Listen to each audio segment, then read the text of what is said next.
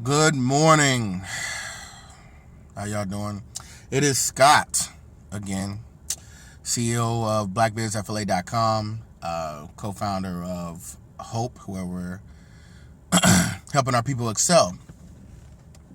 Listen, I posted a video yesterday, got really good reviews, even some negative feedback, which I really appreciate. Y'all must understand.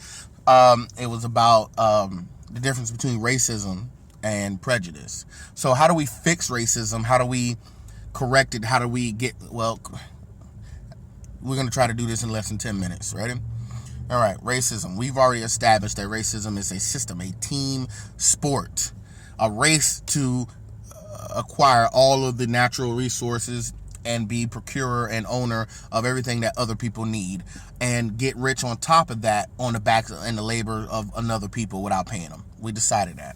Okay, how do we fix that? It's it's a bit of a remake of the 5-story building theory that Dr. Claude Anderson created to explain how to rebuild black wealth and essentially become the central focal point of rebuilding Black Wall Street. All right, first, this is a 5-story building. This one is a 6-story building, something that took me a little while to actually think about and really, how can I include this portion so that it assists with all the remaining 5 floors. Do not be fooled. Do not go to education first. That is ridiculous. That's the 5th floor, and I'll get to that in a moment. We've been tricked into thinking that if we just change the schools immediately, that will fix everything. That's wrong. You need money to make change. In this world, again, we need money. We're playing Monopoly and we have no property, no ownership of anything. So the first thing that we have to do as black people is to build businesses. We have to get a strong economic base. Now, this may take a few years to do, 10, 15 years to really gain some actual wealth. And it's possible to do this. That means instead of always going to college to work for somebody, you can go to college to work for yourself. Or, there's people who haven't gone to college at all and started their own business, are very, very successful. And you've seen it. It happens all the time with, white people all the time. You see what happened with Facebook, MySpace, everything social media network has been owned by somebody white, and they've done it. Okay, so the first floor is economics. That means if you own a business and I own a business, guess who I go to get my business? If you're the butcher and he's the baker and I'm the candlestick maker and I need some meat and some bread, I need to go to the butcher and the baker that look like me and spend my dollars within my community, within my people, within my circle. Okay, that's what the Jewish people do. That's what the Arabs do. That's what every other nation does. That even Hispanics do that to a certain extent.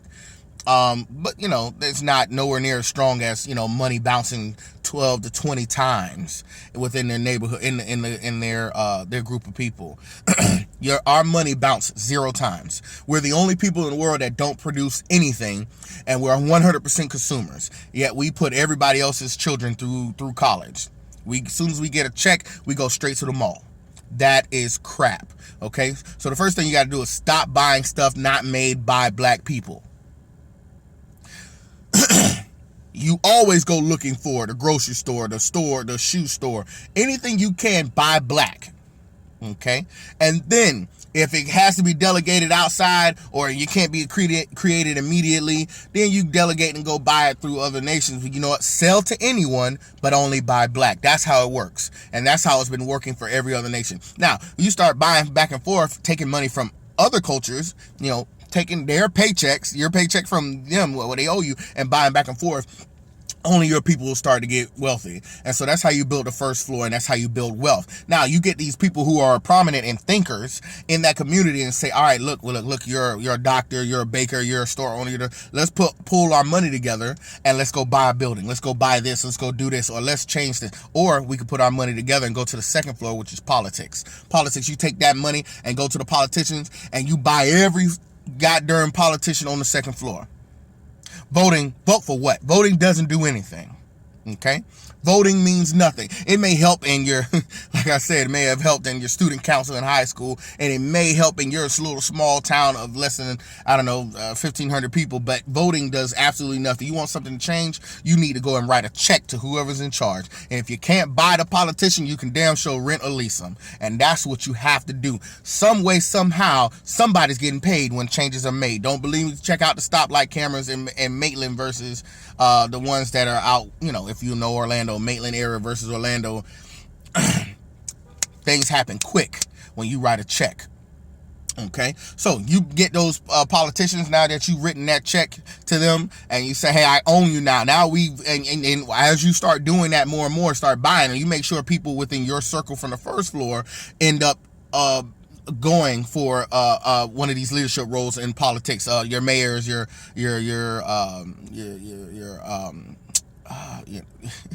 I'm sorry, your mayors and so forth and so on. You know what I'm saying? Make sure they are in politics. That way you don't have to pay as much as you go. Okay, they'll actually be in for your cause. Okay, all right. So get Rick Scott out of there and get, I don't know, Adewale Dikembe. I don't know, somebody in there that is for black people. Okay, so now you hold those politicians on the second floor accountable to go on the third floor and tell them, hey, listen, y'all, the third floor, hey, judges, police officers, we finna change some laws here. All right, these are the laws now. Okay, police officers, anytime you kill a black person, you going on death row. You gonna get killed. You got to go to jail. You got to be held accountable for killing people that don't look like you. And you make the judges hold them accountable for charging time equally, if not more, for other people than for you, because they don't care about us going to jail 20-30% longer than white people. So then now you hold the politicians to go on the third floor, hold them accountable to go on that third floor and change the laws and make them stop killing black folks. And then now you have created a level of safety just in the 3 floors. Then you go back to your first floor. You take that money off the first floor and go to the 4th floor, which is your media. We own less than 35,000th of 1% of all the media. That's newspapers. That's internet. That's radio stations. That's anything media, because you can't defend yourself when Sean Hannity, when any of those other people on Fox News is down there talking bad about black folks, because they'll invite black folks on there, but then he shreds them to death, and you can't defend yourself. So unless you have your own media network where you can sit there and talk and invite Sean Hannity to, then you can sit there and defend and talk bad about whoever and defend your people as much as you want, and you can communicate with other parts of this community that say, hey, listen, hey, we're the black people in Orlando. This is how we did it to survive. Hey, Texas, this is how you do it too. And once you start seeing that unification, that money from the first floor, and you purchasing all of those newspapers. Yes, we still need newspapers. There's antiquated, but there's ways of doing it through the internet, and radio stations and everything like that. Once you start buying your media, you can defend yourself. Then you go back to the first floor and go up to the 5th floor, and you start rebuilding your schools. You build schools for black people, teaching black. If you need to separate the boys and the girls, do what you got to do, but you got to sell it so that these teachers and you hire black teachers to teach black kids about black history and black math and black engineering and black everything. Okay, so they can be proud of who they are, because you know what I'm saying, how many times I've been bored sitting up there listening about Napoleon Bonaparte, somebody that's half my size that seemed to have taken over part of the universe. Yeah, well, you won't say anything about Hannibal of North Africa, who literally sat there and took elephants over the Alps and looked at everybody in Rome and said, now what you gonna do?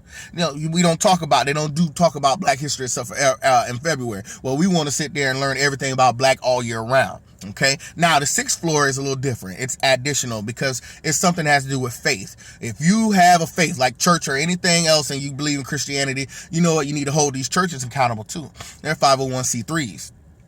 If they're going to be pulling money out of your pocket, 10%, and throwing it up to God, or whatever you want to say, I think you should hold them accountable to make sure that they create one business every year in the same community that they're taking the money out of. Because if they're not making the community better, then they're a liability and they need to go.